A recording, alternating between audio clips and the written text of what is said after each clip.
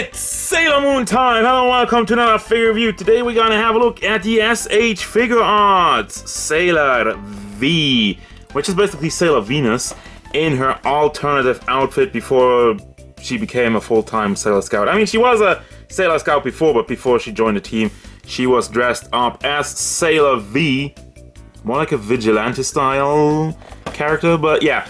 This is another one I bought from Big Bad Toy Store because she was on sale, so let's have a look. Oh yeah, and by the way, when I say I bought this on sale, doesn't mean, oh, that means it's not worth your money. No, with the Sailor Moon figures, to me, I kind of stopped collecting them after I had the full team, because all the re-releases, all the releases that followed after that, it's just basically, it's always the same body. Like, here we have Minako, so it's gonna be the same face with some differences. But we're gonna have a look at that in a second, but first and foremost, I wanna have a look at the size. I don't know what I'm... 14.5 centimeters, a little shy of 6 inches tall, 5'8", 5'9". We got the classic design with the big eyes. I mean, I recently reviewed the Sailor Moon Crystal. This is based on the classic show, big eyes. She does have the moon symbol in the forehead, but it's not molded on. That's already one of the things. They didn't go the extra mile for that. The hairstyle is Minato. We got the long blonde hair with some shading in it. It's a little bit brighter in some parts. You got the red ribbon on there, which doesn't seem to move. It's not on there straight, or am I just imagining that? Whatever. Then we're going down to the choker. You got the moon symbol in there, which is the paint job. It's kind of weird. It's really weird at some places. Not the cleanest. And of course the upper body part. That's the only one that's really much different. We got the shoulder pads over here and the ribbon in the front. No moon logos, no makeup, transforming, crystal, whatever. We got the same gloves. That's really, even with the orange going on, not much has changed there. It's also, because it's from the older Sailor Moon figures, it's all very shiny. Especially the white, we got like a pearl white. The red is not as much, but I really like the white. It's really bright and colorful and shiny. And then we're going down to the shoes, which again, this is the exact same thing as for Venus, just in a different color. So for your articulation, we got pretty standard stuff. The one thing that's not standard, I'm going to start off with that, is the hair. You got two ball joints, ball hinges actually. So you can rotate the hair around these two pieces, and it's pegged in there, so you can also kind of swivel it. And then for the head articulation, you got a ball hinge, goes back and forth, gets blocked by the hair, obviously. Goes to the side, I mean it would go all the way around, but it is blocked again by the hair. And as previously mentioned, no, the ribbon does seem to be in there very tightly. That's kind of disappointing, it's just weird. One more thing, she's pretty loose in some parts. And yes, there's probably a joke there, which I'm not gonna do right now. But anyway, we got the shoulder articulation, you got the double ball combination, you can rotate the ball in the chest around, and then you got another ball hinge at the end. For the shoulder, it goes up pretty much over 45 degrees, gets blocked by the plastic shoulder pads over here. And you can also rotate it around, well, all the ball itself, but as you can tell, like I'm saying, it's loose, so the entire joint rotates with it. Then we got a ball hinge in the shoulder, another ball hinge in the hand, goes back and forth, rotation all the way around. The chest articulation, well, overall torso articulation, I mean, you have the upper part, you can rotate that. I'm trying to hold on to her torso, because it rotates up here and rotates down there. So, goes all the way around, it does go back and forth, and side to side, make them samba dance. Got the lower piece, you can wiggle that around, can bring that one back and forth, and basically let's combine the two and see what we get. Does go forward actually fairly nicely, it does get blocked by her shirt. And then we got down to the skirt is soft plastic. It is cut up on the sides, so we got the butt, we got the white panzer, which is very unclean actually. You see that? The lines over there? Which is another thing about the paint job. Real quick, I'm gonna backpedal a little bit. It's also very unclean over here, like really where the seams are coming together. There's a little bit of ugly things going on, so that's another thing to note. Now for leg articulation, They go forward nicely. It does go to the back. And it's one of those old school Figma joints. You have the ball hinge in there, and you got another hinge that connects basically to the crotch. So you can move that up and down and have better articulation, better articulation.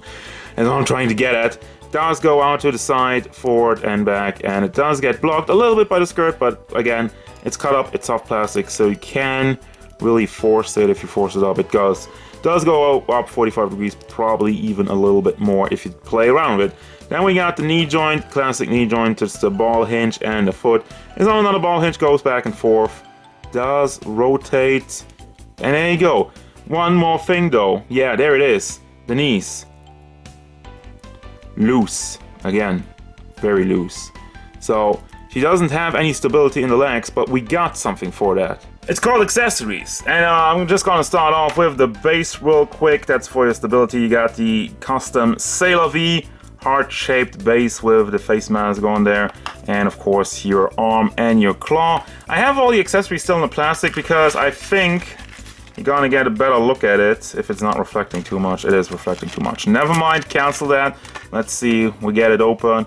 You got the yelling face, you got the stern look on her face, and then the smiling face. Well, it actually stays in there, so this is actually a way better way to show you everything. You got the posing hands, fist hands, peace sign hands, pointy finger, and kind of like an open, well, maybe like a slap hand. And let's see for the back. You got the posing hand, fist hand, once again, everything in there. I know it's reflecting, sorry about that, but it's way better like that to fumble than fumbling around with my hands. And then you got the face mask with the hand on it, classic piece. We also had that with Venus, and then finally we got two more hair pieces with the mask on there. One that's just open with, wow, this looks really botched down here. What happened? This one is clearly smaller than this one. Okay, quality control issue. Mask doesn't look good. What about the other one? That one looks clearer, even though they had a big paint slip with the yellow.